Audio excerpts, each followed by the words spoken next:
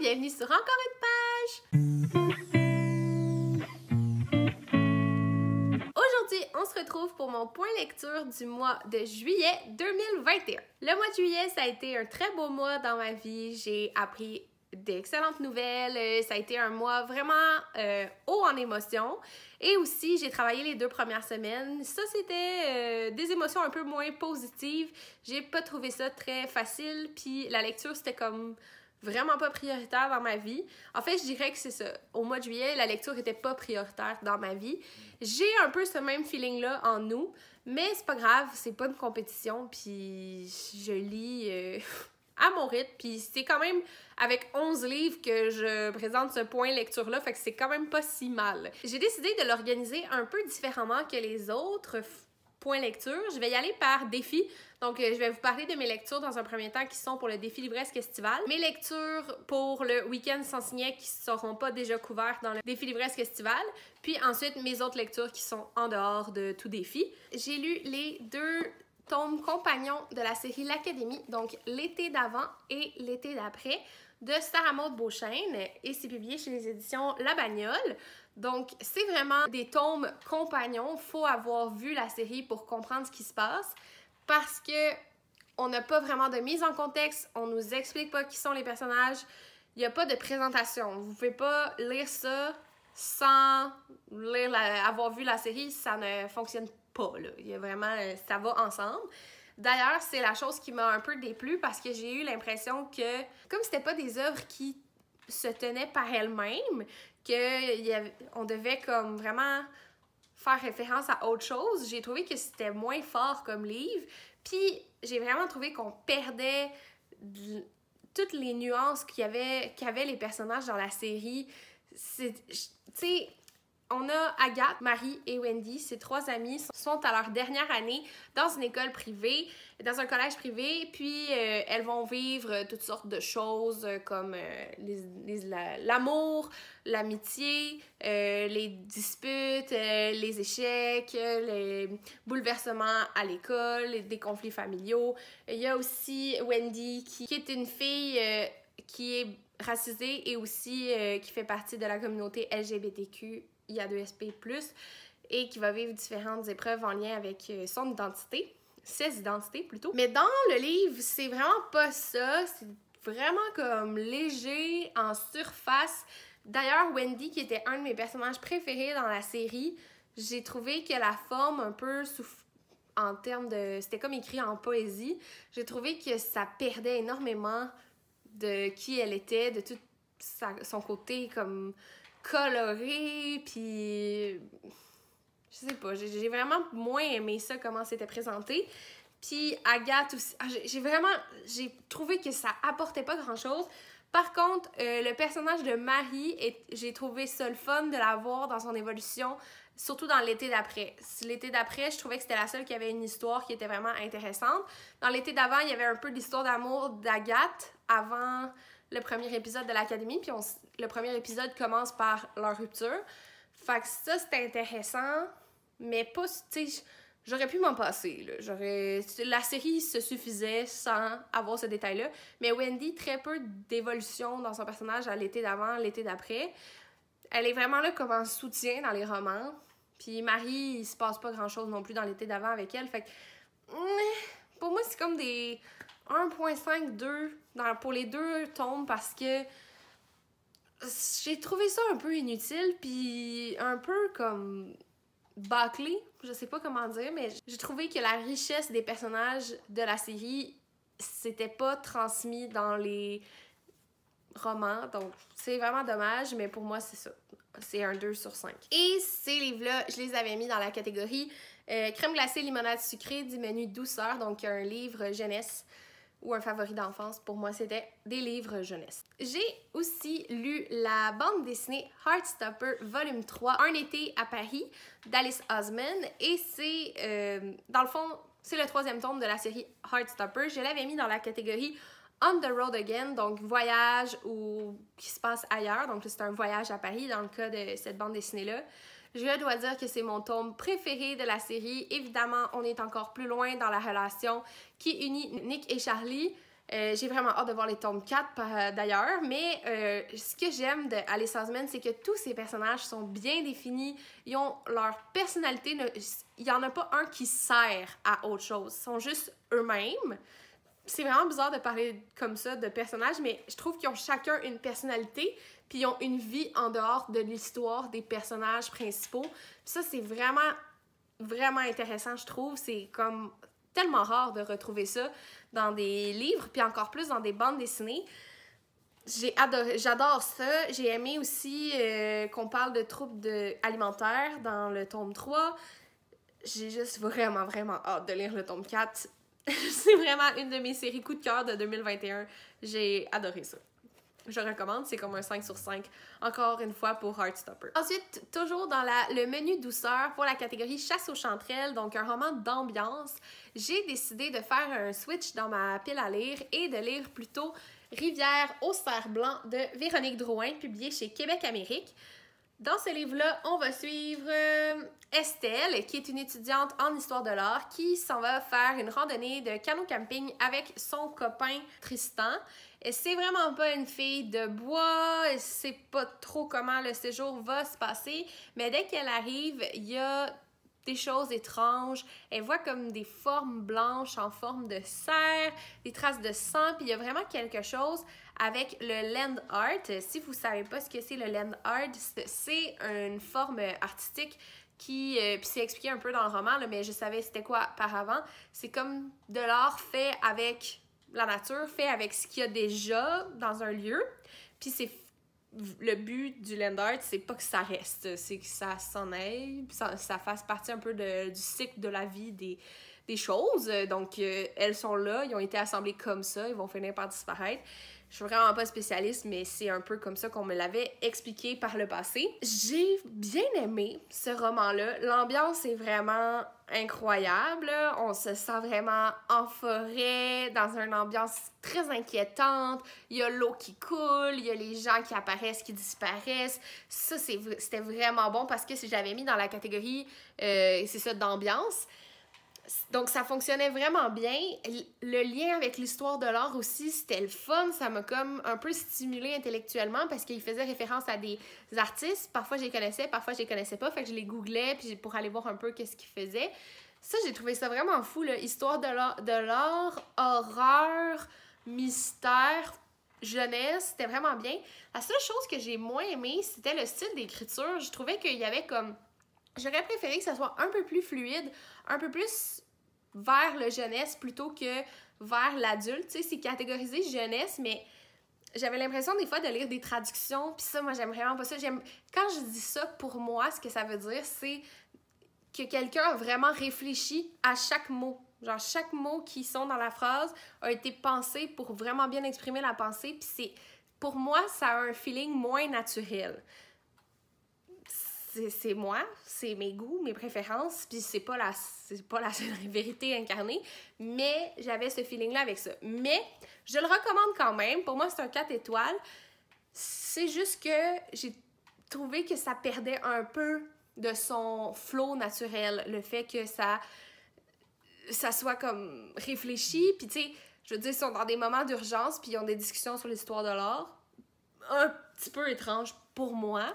Puis en même temps, tu sais, l'art fait vraiment partie du mystère. Fait que ça avait du sens jusqu'à un certain point.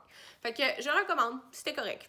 Maintenant, dernière catégorie du menu douceur que je n'avais pas encore lu, c'était la catégorie Sieste au soleil, donc un livre de moins de 200 pages. J'avais prévu de lire 13 nouvelles vaudou de Gary Victor, publiées chez Mémoire d'Encrier, et c'est ce que j'ai fait. J'ai dévoré ce petit livre-là en même pas 24 heures. On a 13 nouvelles autour de la thématique du vaudou, du fantastique, de la spiritualité, de la magie.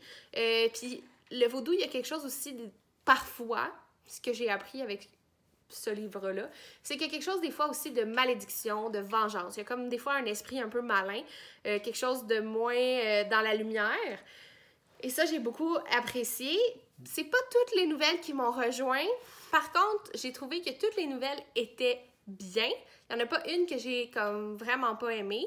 Tout était bien comme 3 sur 5. Parfois, il y avait des 4 sur 5. Aucune pour moi qui a été du 5 sur 5. mais je l'ai bien aimé. Ça s'est lu vraiment rapidement et aussi toutes les nouvelles faisaient entre 5 et 12 pages, ce que j'apprécie parce que moi, lire une nouvelle qui fait plus que 15 pages, je trouve que ça commence à être long. Pour moi, une nouvelle, ça devrait pas être très... Tu sais, ça devrait être une histoire qui est vraiment rapide, puis on s'attarde pas aux détails. Encore là, préférence personnelle. J'ai pas la vérité incarnée, mais moi, j'aime mieux des nouvelles un peu plus courtes. Puis, c'était le cas pour ça. Je veux définitivement lire d'autres choses de Gary Victor, maintenant que j'ai sais un peu comment il écrit, c'est quoi son univers. Mais je vous dirais, là, si vous avez envie de lire quelque chose un peu dans une ambiance magique, rituelle, un peu... ben, maléfique, là, quelque chose dans ce sens-là, de vengeance, c'est vraiment un bon recueil de nouvelles pour ce genre d'ambiance-là. J'ai beaucoup aimé. Pour moi, c'est un 4 sur 5, définitivement. Puis je suis très contente d'avoir fait la découverte de cet auteur-là. La première lecture dont je vais vous parler, c'est le roman « Nous étions le sel de la mer » de Roxane Bouchard. C'est publié chez les éditions VLB Éditeur. En fait, dans cette histoire-là, on va retrouver un enquêteur, Joaquin Morales, ainsi que une femme dont j'ai oublié le nom. Là, j'oublie toujours le nom des personnages. C'est un fait sur ma chaîne. On est vraiment en Haute-Gaspésie au début de l'été, fin du printemps. Là, la période n'est pas très claire, mais on sait qu'il fait pas particulièrement chaud. C'est pas l'hiver. Au début de l'histoire, on retrouve un corps, puis on sait qu'il appartient à... Encore une fois, j'ai oublié le nom, mais à une femme un peu pirate, là, une femme qui partait souvent en mer, revenait, c'était un peu une légende, puis on sait aussi que c'est la mère du personnage féminin dont je vous parlais tantôt, dont j'ai oublié le nom. Cette fille-là n'a jamais connu sa mère, donc elle va essayer, en fait, quand elle arrive en Gaspésie, son but c'était d'apprendre à la connaître, mais elle apprend qu'elle est morte, fait que ça va pas super bien. Puis, évidemment, elle est dans un petit village, fait que tout le monde lui raconte des histoires sur sa mère, elle sait pas trop à qui se fier. Puis, à quelque part dans le milieu, elle va trouver un peu qui était sa mère. C'est vraiment une histoire d'enquête, pas comme les autres, parce que j'ai eu l'impression que le focus n'était pas tant mis sur l'enquête, mais vraiment plus sur l'ambiance et les personnages. J'ai vraiment aimé ça, l'ambiance. Je me suis sentie transportée en Gaspésie. J'ai eu l'impression de voyager avec ce livre-là. Les personnages... correct. D'autres, il y en a que j'ai plus aimé que d'autres. Ça m'a pas marqué plus qu'il faut, les personnages. Mais pour ce qui est de l'enquête, j'aurais aimé qu'il y ait un petit peu plus de rebondissements. Un peu plus... Tu sais, moi, je pensais ouvrir un roman policier. C'était pas tout à fait ça. Ça me donne quand même envie de lire les deux autres romans avec l'enquêteur. Parce que, pour une fois, c'est un enquêteur masculin, mais pas misogyne. Fait que, en tout cas, jusqu'à preuve du contraire. Fait que ça me donne envie d'en lire plus. Mais je vais savoir dans quoi je m'embarque dans les prochains romans de cette série. Mais j'ai vraiment bien aimé. C'est un 3,75 sur 5 pour moi. Et je l'avais mis dans la catégorie glissade d'eau du menu chaleur dans le défi livresque estival. Donc, c'était un roman qui avait une référence à l'eau. Maintenant, les deux prochaines lectures et dernières du défi livresque estival, c'est aussi des lectures que j'ai faites dans le cadre du week-end sans signet. Donc, ça va me permettre de transitionner entre les deux. Mais là, je vais commencer par la première. Je vais pas beaucoup entrer dans les détails de chacune de mes lectures comme je l'ai fait dans mon vlog déjà. Mais là, j'ai un petit peu de recul, fait que je vais pouvoir... peut-être un peu mieux vous donner mon avis. La première, c'était pour la catégorie Lac au sensu, donc horreur, thriller, polar, noir. J'avais choisi de lire Flo de Patrick Sénécal et pour le week-end sans signet, c'était aussi mon livre populaire, donc je l'ai lu maintenant. C'est publié chez les éditions à lire. Dans Flo, on suit l'histoire de Florence Roberge, qui est une petite fille de 8 ans, un peu... j'essaie de trouver un mot approprié pour décrire sa personnalité, mais elle est pas comme les autres, je pourrais dire ça comme ça. Elle a des traits assez sociopathes là, dans sa façon d'être. Elle torture des animaux, elle ressent peu d'émotions, peu d'empathie, elle comprend pas toujours pourquoi les gens sont heureux ou tristes. Par exemple, sa grand-mère va décéder puis elle comprend pas pourquoi les gens pleurent, alors que pour elle, sa grand-mère La seule chose qu'elle aimait, c'était le fait qu'elle lui donnait des petits bonbons, des Paparman ou quelque chose comme ça. Puis comme, ah, j'aurais pu ces... Ah, des tirs Sainte-Catherine. Alors, elle dit, ah, j'aurais pu ces bonbons-là. Mais le fait que sa grand-mère soit décédée, ça ne l'attriste pas, puis elle comprend pas aussi pourquoi les gens sont tristes. Et déjà, il y a comme des signes de je dirais, de différence avec d'autres types de mental. J'ai bien aimé, pas mon préféré de Patrick Sénécal. La chose que j'ai moins aimé, c'est que la majorité du roman, c'est le journal intime de la petite fille de 8 ans. Donc, la majorité du roman, c'est mal écrit. Les syntaxes sont douteuses, les mots sont... le vocabulaire n'est pas recherché. Puis, ça m'a un peu dérangée parce qu'à un moment donné, surtout que, tu sais, dans le cadre du week-end sans signet, je l'ai lu d'une traite. Fait que c'était un peu long pour moi de lire toujours une... Tu sais, comme un enfant parle. Puis, j'apprécie quand c'est le point de vue d'un enfant, puis je trouve qu'il y a des façons de le faire qui sont meilleures que d'autres. Par exemple, dans Soleil de David Boucher, l'enfant parle vraiment plus avec poésie de la vie, puis il n'y a pas de structure étrange de phrases, c'est plus comme un ton, alors qu'ici, on est vraiment dans une syntaxe enfantine, il y a des erreurs de choix de mots, puis de... c'est en familier, c'est... En tout cas, ça m'a vraiment dérangée dans ma lecture. Fait que pour moi, c'est comme un 3.5, mais j'ai été divertie. J'ai aimé que ça se passe pendant le début de la pandémie. Ça m'a vraiment intéressée. J'ai aimé aussi le personnage de Florence. Je sais pas si on peut dire ça, mais ouais, j'ai trouvé quand même attachante malgré tout. Puis... je suis juste contente d'avoir lu le dernier Patrick Sénécal. C'est ça. Dernière catégorie du défi livresque estival, donc ce qui veut dire que j'ai terminé le défi livresque estival au mois de juillet. J'ai donc tout le mois d'août pour me lancer dans le défi des fiertés ou lire peu importe ce que j'ai envie de lire à ce moment-là. Donc, dernière catégorie, c'était Feu d'artifice, bande dessinée, roman graphique, manga. Et moi, pour le week-end sans signet, j'ai aussi choisi cette lecture-là pour du bleu sur la couverture. Et je parle d'Aubépine, le tome 1, Le génie Saligo, publié chez les éditions Dupuis. Et c'est de Tom Picot et Karen Zak. J'ai bien aimé cette bande dessinée-là où Aubépine vient de déménager dans un village très éloigné de sa famille, de ses amis. Elle connaît rien sur cet endroit-là, mais sa mère sait que des oiseaux migrateurs vont passer par cet endroit-là, puis c'est important pour sa mère d'être là au moment où les oiseaux vont passer, parce que c'est son métier, puis aussi parce qu'il est arrivé quelque chose il y a quelques années, puis elle veut être là. Aubépine s'ennuie, puis elle comprend pas ce qui se passe, donc elle va partir à l'aventure et faire la rencontre de la vieille bergère qui garde des chiens, et elle va aussi faire la rencontre du génie Saligo. Le génie, comme c'est un génie, il va lui offrir 3 vœux. Et comme d'habitude, le premier vœu va être une catastrophe, le deuxième vœu va servir à réparer le premier vœu, et le troisième va vraiment tout remettre la situation comme c'était, mais en mieux. C'est toujours ça. J'ai bien aimé, c'était doux, c'était des belles illustrations, vraiment à mon goût, en couleur, avec un look un peu cartoon. J'ai vraiment trouvé ça chouette comme bande dessinée.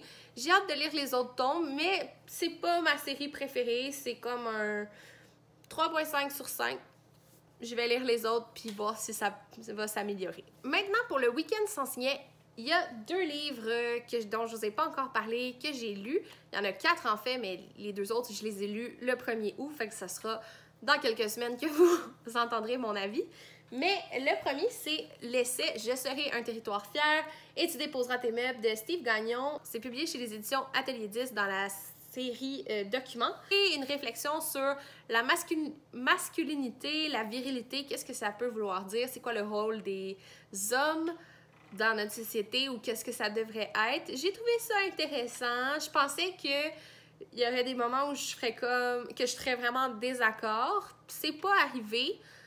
Il n'y a rien de révolutionnaire dans cet essai-là. Je pense qu'il n'y a absolument pas grand-chose que je n'avais jamais entendu parler. J'ai trouvé ça intéressant de lire la réflexion d'un homme sur les hommes, tu sais, de voir lui comment il se sentait, qu'il avait de la difficulté à s'identifier au modèle qu'on lui proposait toujours de masculinité.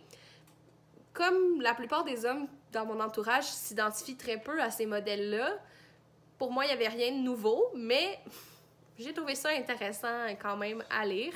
J'ai pas de difficulté à m'imaginer qu'est-ce que ça peut être. Mais c'est ça, c'était correct. Je vais probablement le donner à quelqu'un d'autre à un moment donné. Mais c'est comme un 3.5 sur 5. Ça s'est lu vraiment rapidement. Je l'avais mis dans la catégorie d'un roman de moins de 200 pages parce qu'il en faisait 76. Maintenant, pour la catégorie un livre avec un titre de moins de 3 mots, j'avais choisi Le Consentement de Vanessa Springora, publié chez les éditions Grasset. Ça a été une énorme découverte pour moi. J'ai beaucoup aimé ce roman-là. J'ai passé un bon moment. J'ai trouvé que c'était bien écrit. Je le dis souvent, mais mon côté voyeur a été vraiment satisfait parce que j'avais l'impression qu'on me racontait une histoire de vie.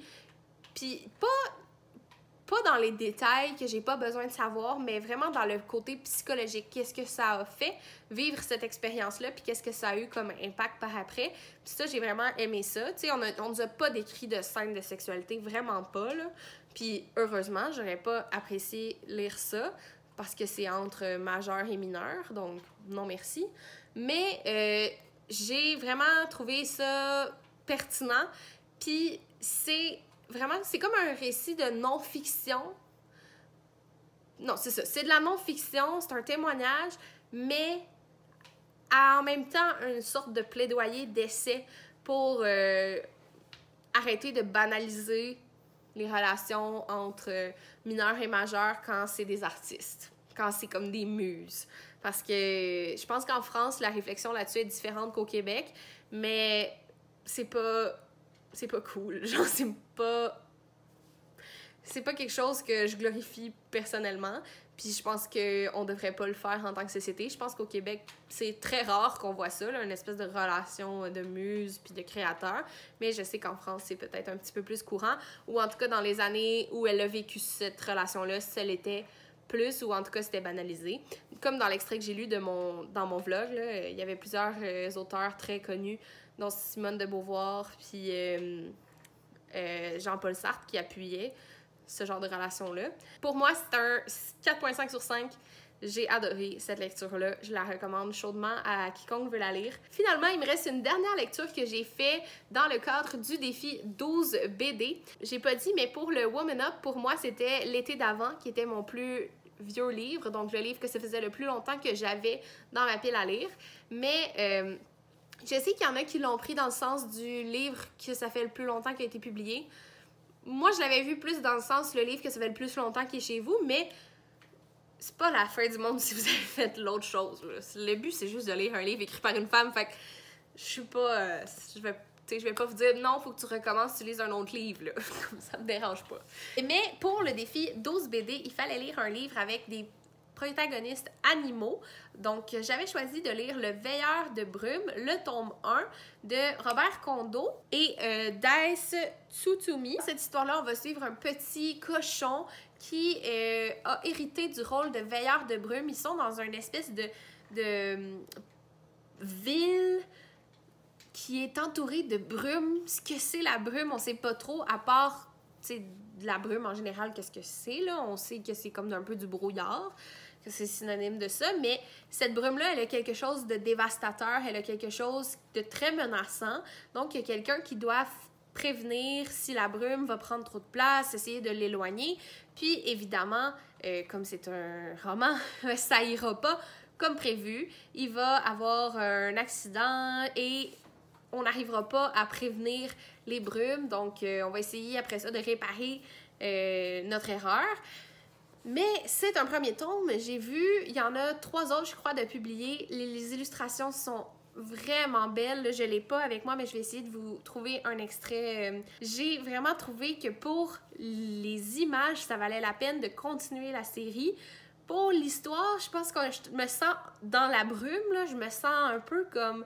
Qu'est-ce qui s'est passé? Je comprends pas trop ce qui se... Tu sais, je comprends pas trop l'univers, je comprends pas les personnages, mais je vais probablement louer les autres tomes d'ici les prochains mois parce que je suis très intriguée à savoir qu'est-ce qui arrive avec les personnages et surtout l'univers.